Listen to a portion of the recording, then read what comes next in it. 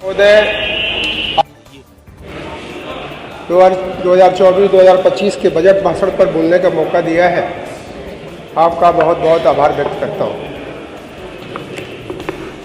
अधिष्ठाता महोदय, जिस दिन से यह सत्र बजट का चालू हुआ, पहले दिन जब आदरणीय राज्यपाल महोदया ने बजट भाषण पढ़ना शुरू किया तो जो विपक्ष के लोग हैं उन्होंने इतना हंगामा किया और उन्होंने इतना भी नहीं समझा कि यह देश महिला प्रधान देश है और महिला का सम्मान करना भी नहीं जानते।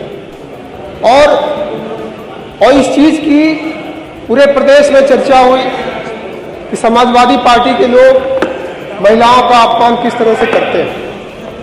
और दूसरी बात मैं कहना चाहता हूं कि मैं कई दिनों से देख रहा था कि विपक्ष के नेता अखिलेश यादव जी ये कह रहे थे, पीडीए की बात कह रहे थे।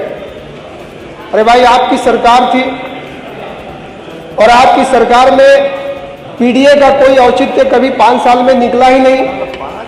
उस समय हम लोग भी विधायक थे और 5 साल तक आपने कोई भी पीडीए का अर्थ लोगों को नहीं बताया। और जब आदरणीय योगी जी की सरकार लगातार पीडीए पे काम कर रही है तो आप पीडीए की बात कर रहे हैं। और हमारे नेता उप मुख्यमंत्री ब्रजेश पाठक जी ने पीडीए की भाषा भी आपको बता दिया कि पीडीए की भाषा क्या होती है, पारिवारिक डेवलपमेंट अथॉरिटी। और वही इनके 5 साल के सरकार में दिखी है। उसके बाद मैं कहना चाहता हूं, न उनको जमीन पे दिखाई देता है और सबसे बड़ी बात तो उनको इस समय देश और दुनिया में जो भगवान श्री राम का विषय चल रहा है उसके बारे में भी उन्होंने एक शब्द नहीं कहा।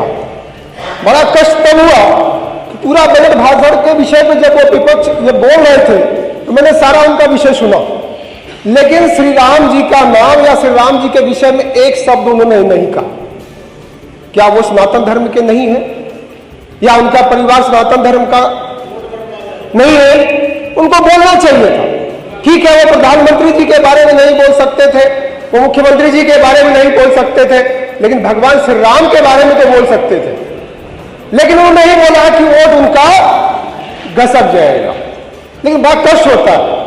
अभी हम लोग कल दर्शन करने के लिए भगवान श्री राम का गए और वहां देखने के बाद अधिष्ठाता महोदय ऐसा महसूस हुआ कि जैसे भगवान श्री राम कुछ कहना चाहते हैं, भगवान श्री राम बोल रहे हैं, लेकिन उसके बाद भी विपक्ष के लोगों पे एहसास ही नहीं होता है। अगर वो एहसास अभी से भी कर ले तो हो सकता है कि उनका कुछ भला हो जाए।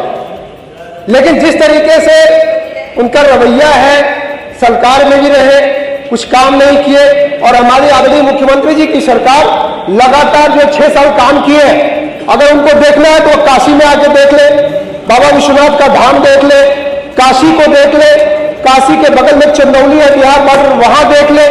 वहां पे हमारे यहाँ हम 4 बार से विधायक हैं अधिष्ठाता महोदय। हमने बसपा की सरकार को भी देखा है, हमने सपा की सरकार को भी देखा है। और जो काम 5 साल में होना चाहिए इन लोगों ने 15 साल में नहीं कर पाए। और मैं कहना चाहता हूं, आदरणीय अपने मुख्यमंत्री जी को मैं बधाई देना चाहता हूं।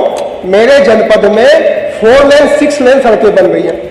मेरे जनपद में मेडिकल कॉलेज बनकर के तैयार हो गया सिर्फ 5 साल के अंदर।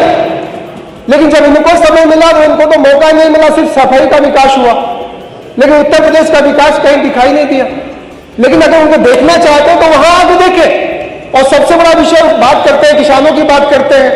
किसानों के विषय में बताना चाहता हूं कि जब उनकी सरकार थी तो उन्होंने भदोही से, जो हमारे विधायक बैठे, भदोही से कपसेठी हमारा घर है, वहां बाबतपुर के लिए एक सड़क गई, चौड़ीकरण सुंदरीकरण, वो कार्य समाजवादी पार्टी की सरकार ने कराया, धन्यवाद देना चाहूंगा। लेकिन उन्होंने किसानों का मुआवजा नहीं दिया।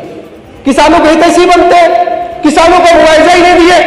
और जब हमारे आदरणीय मुख्यमंत्री जी की सरकार बनी तो हमारे मुख्यमंत्री जी ने किसानों के 39,000 करोड़ रुपए माफ भी किए और सबसे पहले 200 करोड़ रुपए देकर के कपसेठी और बाबतपुर और भदोही के किसानों को उन्होंने उनका मुआवजा दिया।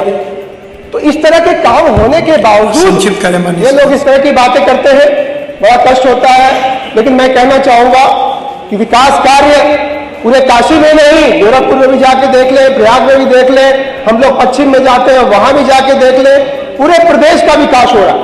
और नहीं, हमारे प्रदेश की कानून व्यवस्था की चर्चा देश में ही तो नहीं दुनिया में भी होती है, दुनिया में भी होती है। इस चीज को दिखाई नहीं देता। कानून व्यवस्था आपकी भी सरकार में थी, विधायक कहीं सुरक्षित नहीं होता तो विधायकों को गोली मार दी जाती थी दिन में ही, उसके साथ कई कार्यकर्ताओं को मार दिया जाता था। लेकिन आज अगर एक गवाह को भी मारा जाता है तो उसका हिसाब बराबर होता है, वो आपके सामने समाप्त करने ऐसी चीजें हैं। मैं इस बजट भाषण का मैं बहुत ही सराहना करता हूं और एक आग्रह भी करना चाहूंगा कि हमारे क्षेत्र में हमारी एक तहसील है शकलडीहा, जो मेरे विधानसभा क्षेत्र में पड़ती है। उस तहसील में 164 गांव राजस्व आते हैं। बाकी जो हमारे जनपद में 4 तहसीलें हैं, बाकी में 60 गांव 50 गांव आते हैं। मेरे में 164 गांव हैं। हमने धानापुर तहसील बनाने के लिए आग्रह किया है, शासन में आगे प्रस्ताव है भी, उसको शामिल करने की कृपा करें।